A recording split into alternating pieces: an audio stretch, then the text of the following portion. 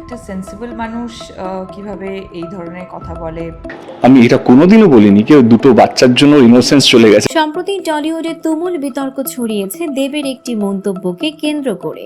প্রশ্ন উঠেছিল, আজ যদি আবার তার প্রযোজনা সংস্থা ধূমকেতু বানাতো তবে শুভশ্রীকে নায়িকা হিসেবে নিতেন কি না।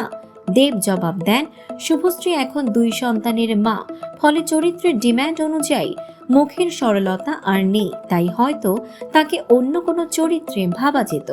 এই মন্তব্য নিয়েই যত ক্ষোভ শুভশ্রী ও তার ভক্তদের।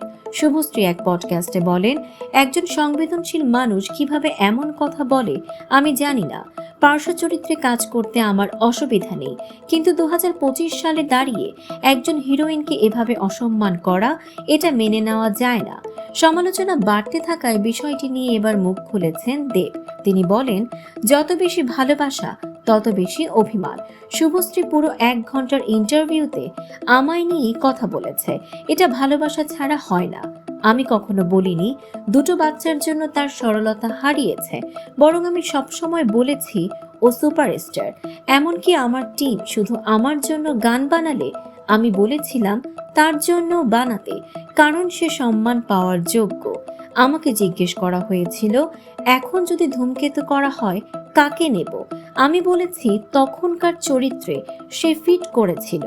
আজ নতুন কাস্টিং হলে যিনি ডিজার্ভ করবেন তাকেই নেওয়া উচিত, এমনকি দেবকেও নয়, কারণ দেবের মধ্যেও সেই সরলতা নেই। আমি সবসময় চাই শুভশ্রীর সম্মান অক্ষুণ্ণ থাকুক।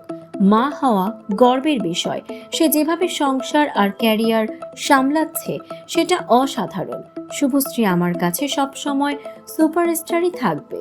পুরো ঘটনায় কেউ দেবের পাশে দাঁড়িয়েছেন, আবার কেউ শুভশ্রীর পক্ষে। তবে একথা ঠিক, টলিউডের সবচেয়ে জনপ্রিয় জুটির মধ্যে এই দ্বন্দ্বই এখন আলোচনার কেন্দ্রবিন্দু।